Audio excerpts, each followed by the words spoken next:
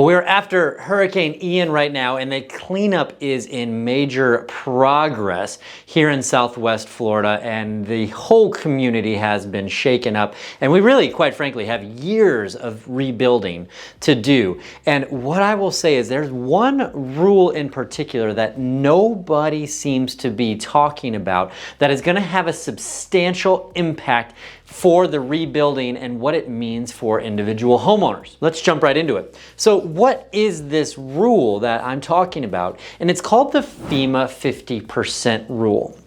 Essentially what it is that FEMA says any property that has substantial damage or substantial improvement that would take more than 50% of the market value of the structure, that you have to bring that structure up to the current FEMA code and up to the 100-year flood plain level. And so that could cause a substantial problem for so many homeowners and commercial buildings here in Southwest Florida. Now, unfortunately, the buildings, say on Fort Myers Beach, that got totally wiped off, the storm surge came in and the crazy winds that were completely destroyed. Of course, any new structure that's going to have to be built there is going to have to be up to the latest building code and latest FEMA regulations as far as how that will be rebuilt. But where things get really interesting is the properties that flooded, maybe 3 inches of water or 4 feet of water came into the property, but the structure itself is still standing. We know there are thousands of homes that were affected in this way, and we've even got people on my team who have the same experience. And so with those particular properties, the FEMA 50% rule gets very interesting, because what happens here, so the way that it works is that what is market value? How do we determine what market value is? And so with our property appraiser, they're going to put 2 different values on the property. One is going to be the value of the land, and the second is the value of the improvement on the land, the value of the house or the commercial building, whatever that improvement is. Now, for this particular rule, we're only concerned with the market value of that structure, because that's what matters. It does not matter what the value of the land is, and I think that's really important, because a lot of the land, at least historically, has been super valuable that are in the flood zones, that are closer to the water, closer to the beach, closer to the coastal areas. And so if we take that out of the picture, then we're left with a structure that has its own market value. This is not a cost to replace, this is a market value of that particular structure.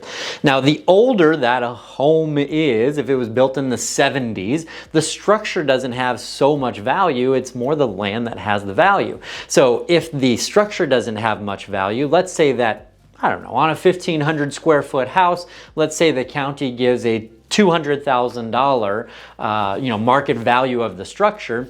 That means that owner has $100,000 that they can spend up to before the FEMA 50% rule kicks into place, that requires them to bring that property up to code.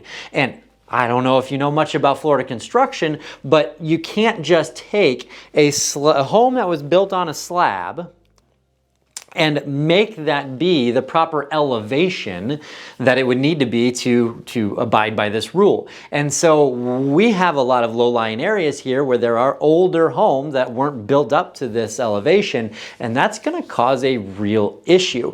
And so there's people who are very, very worried about this, as they should be, because if it costs, we've got to put in all new flooring, drywall, kitchens, bathrooms. The homes have to be remediated for mold and water damage and all of these other things that, that money goes away very quickly if we're talking about a $200,000 structure and only have $100,000 to be able to rebuild that particular structure.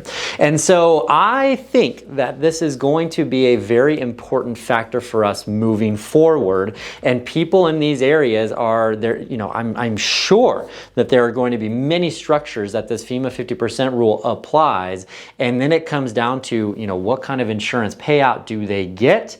And is that enough to rebuild a new structure? You know, to build to the new building codes and the height that is required. I mean, this is a substantially more expensive construction project than just rebuilding what was there existing. Now, this rule is a good thing in that we want people and homes to be protected and elevated, but it really can cause a substantial financial hardship for the people who are already in a serious problem with the, you know, the fallout of everything that's happened with this storm.